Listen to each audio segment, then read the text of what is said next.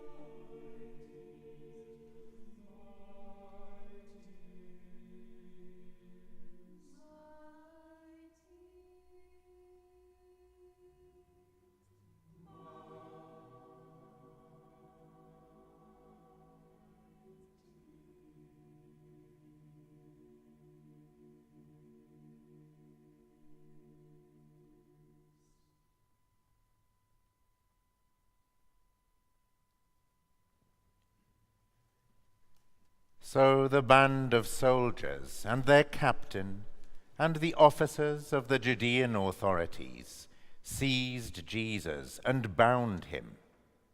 First they led him to Annas, for he was the father-in-law of Caiaphas, who was high priest that year. It was Caiaphas who had given counsel to the religious authorities that it was expedient that one man should die for the people.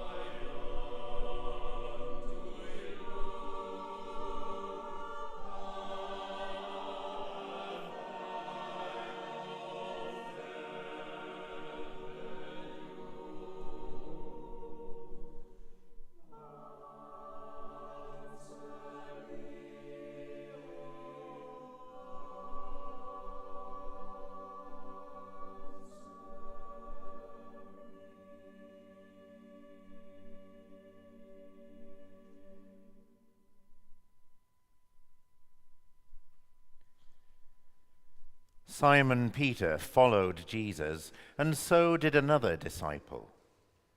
As this disciple was known to the high priest, he entered the court of the high priest along with Jesus, while Peter stood outside at the door.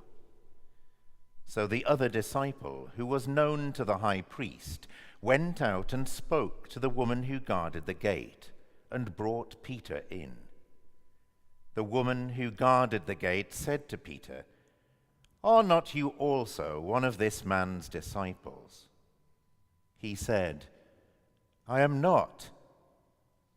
Now the servants and officers had made a charcoal fire because it was cold, and they were standing and warming themselves. Peter also was with them, standing and warming himself.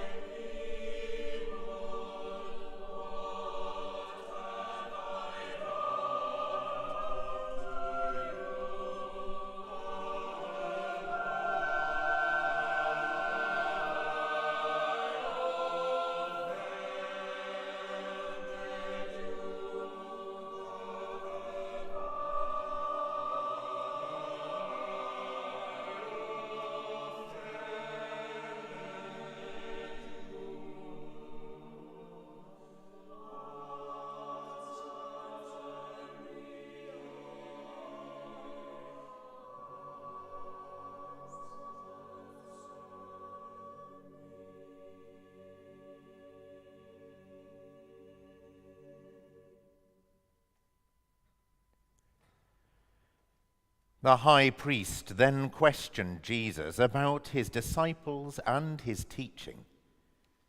Jesus answered him, "I have spoken openly to the world.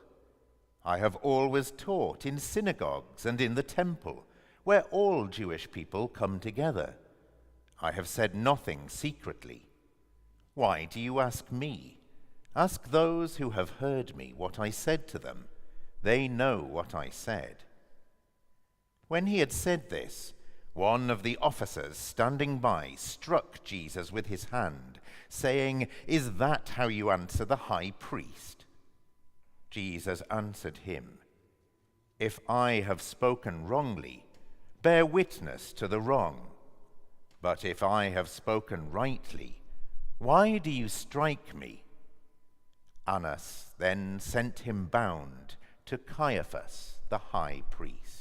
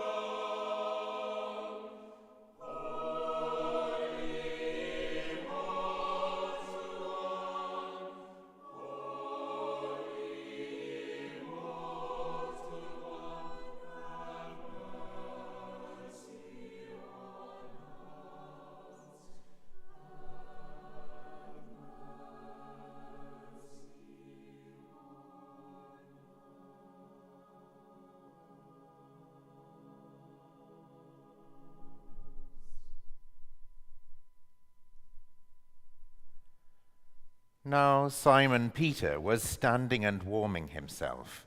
They said to him, "Are not you also one of his disciples?" He denied it and said, "I am not."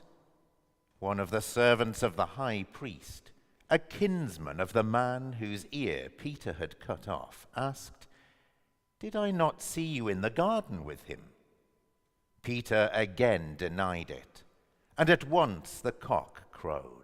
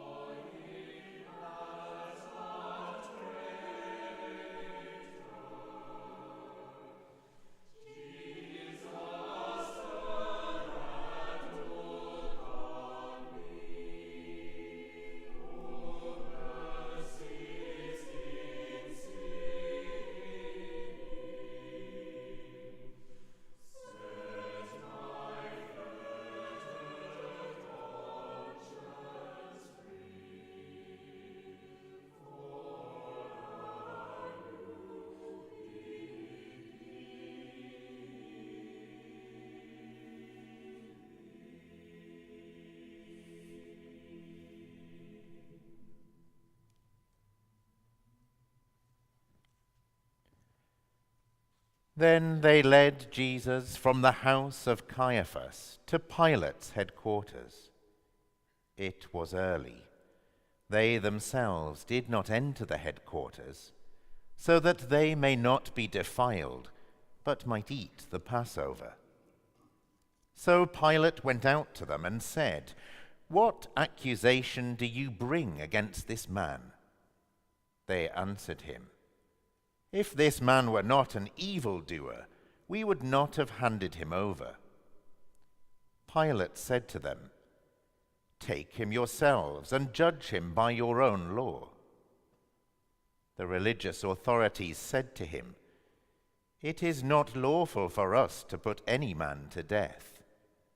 This was to fulfill the word which Jesus had spoken, to show by what death he was to die.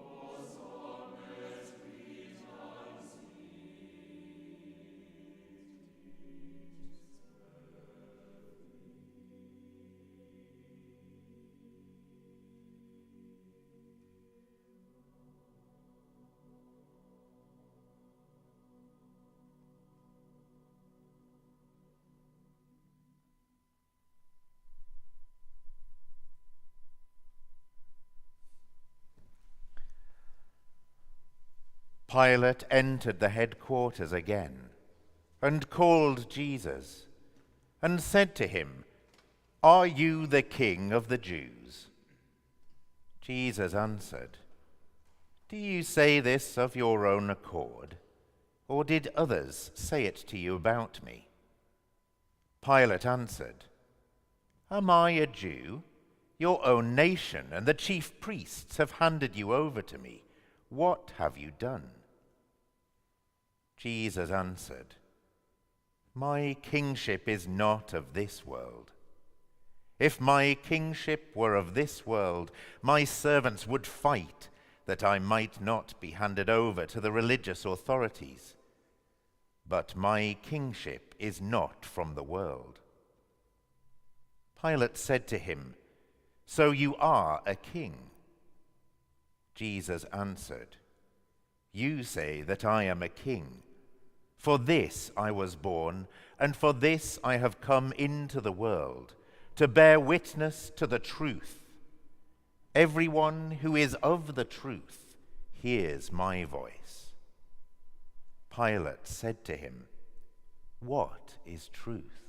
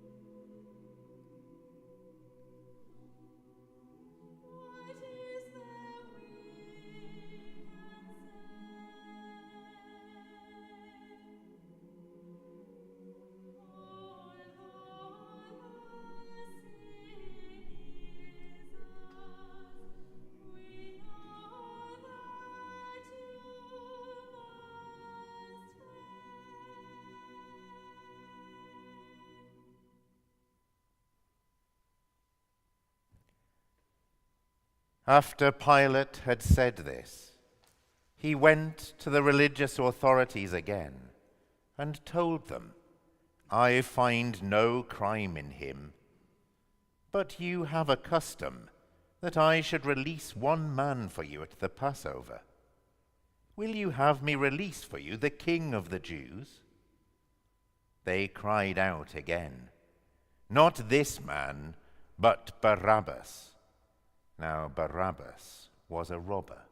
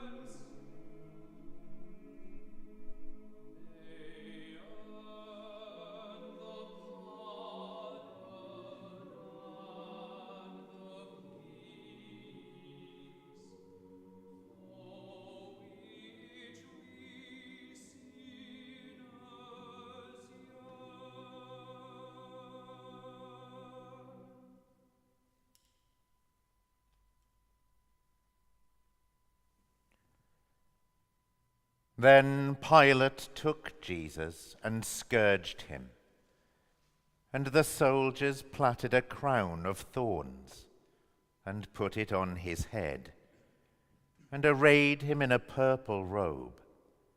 They came up to him, saying, "Hail, King of the Jews!" and struck him with their hands. Pilate went out again and said to them, "See, I am bringing him out to you, that you may know that I find no crime in him." So Jesus came out, wearing the crown of thorns and the purple robe. Pilate said to them, "Behold the man." When the chief priests and the officers saw him, they cried out, "Crucify him! Crucify him!" Pilate said to them, "Take him yourselves and crucify him, for I find no crime in him." The religious authorities answered him, "We have a law, and by that law he ought to die, because he has made himself the Son of God." When Pilate heard these words, he was the more afraid. He entered the headquarters again and said to Jesus, "Where are you from?" But Jesus gave no answer. Pilate therefore said to him, "You will not speak to me? Do you not know that I have the power to release you and power to crucify you?" Jesus answered him, "You would have no power over me unless it had been given you from above. Therefore, he who delivered me to you has the greater sin."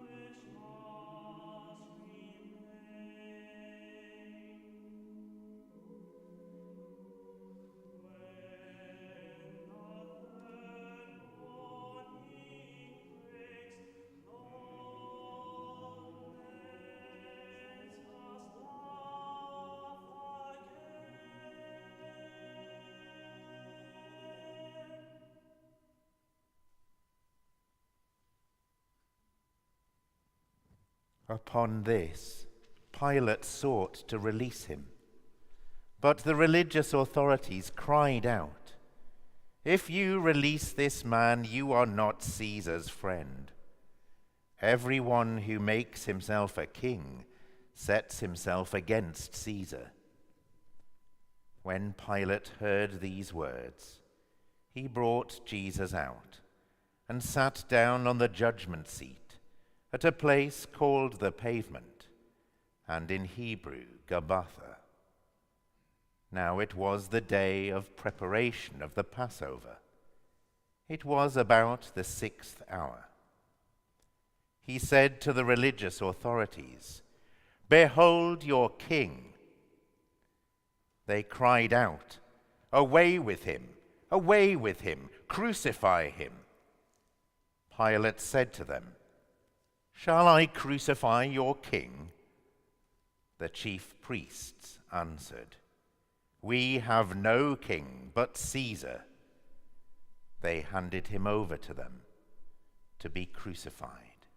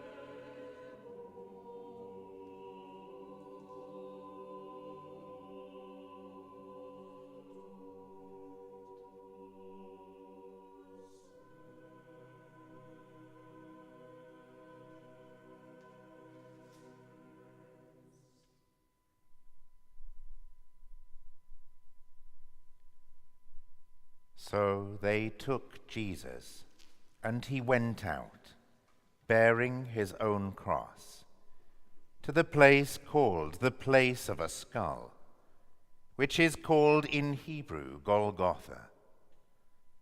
There they crucified him, and with him 2 others, one on either side, and Jesus between them. Pilate also wrote a title, and put it on the cross. It read, Jesus of Nazareth, the King of the Jews. Many of the Judeans read this title, for the place where Jesus was crucified was near the city, and it was written in Hebrew, in Latin, and in Greek. The chief priests then said to Pilate, "Do not write, 'The King of the Jews,' but 'This man said, I am King of the Jews.'" Pilate answered, "What I have written, I have written."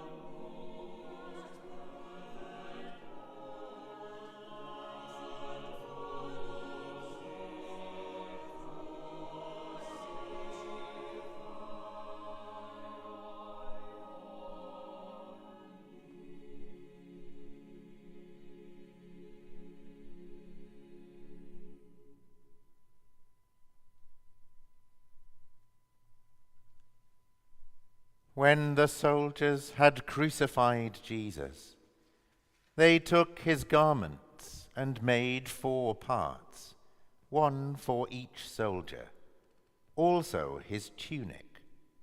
But the tunic was without seam, woven from top to bottom. So they said to one another, "Let us not tear it, but cast lots for it to see whose it shall be." This was to fulfill the scripture, "They parted my garments among them, and for my clothing they cast lots."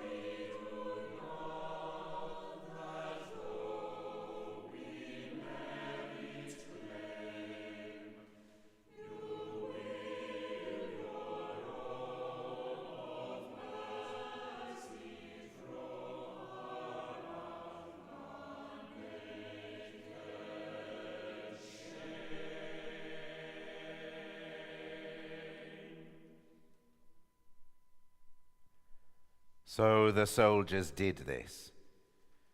But standing by the cross of Jesus were his mother and his mother's sister, Mary the wife of Clopas, and Mary Magdalene. When Jesus saw his mother and the disciple whom he loved standing near, he said to his mother, "Woman, behold your son." Then he said to the disciple, "Behold your mother."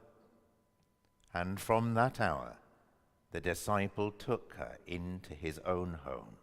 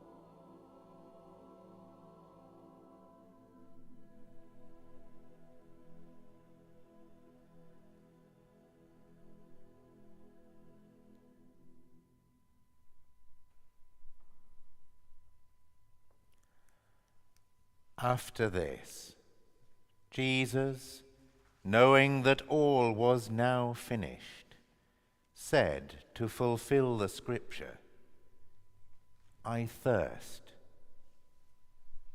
A bowl full of vinegar stood there. So they put a sponge full of the vinegar on hyssop and held it to his mouth. When Jesus had received the vinegar, he said, "It is finished." And he bowed his head and gave up his spirit.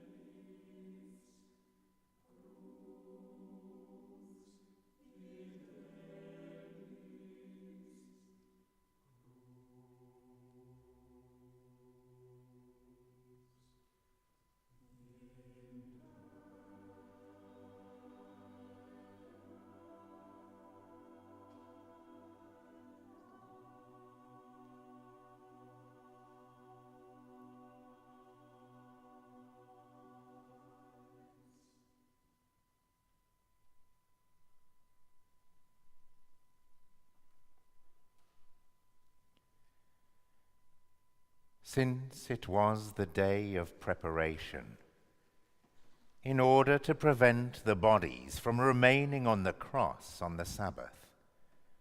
For that Sabbath was a high day.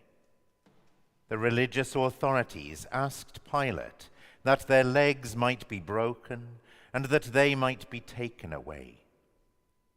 So the soldiers came and broke the legs of the first and of the other who had been crucified with him.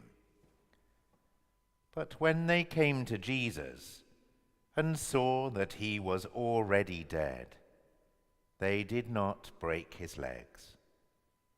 But one of the soldiers pierced his side with a spear, and at once there came out blood and water.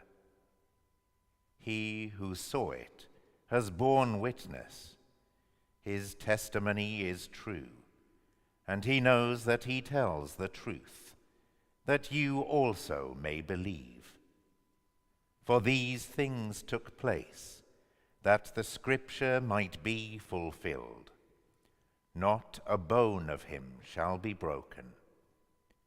And again, another scripture says, they shall look on him whom they have pierced.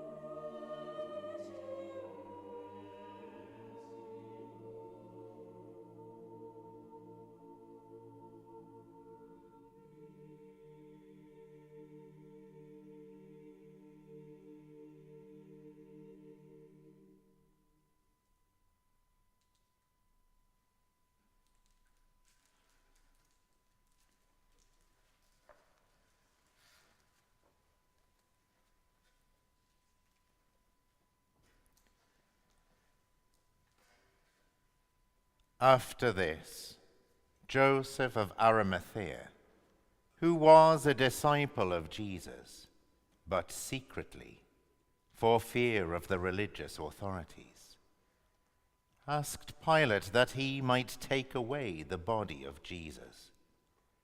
And Pilate gave him leave. So he came and took away his body. Nicodemus also, who had at first come to him by night, came bringing a mixture of myrrh and aloes, about 100 pounds weight. They took the body of Jesus and bound it in linen cloths with the spices, as is the burial custom of the Jews. Now in the place where he was crucified, there was a garden, and in the garden a new tomb, where no one had ever been laid. So because of the Jewish day of preparation, as the tomb was close at hand, they laid Jesus there.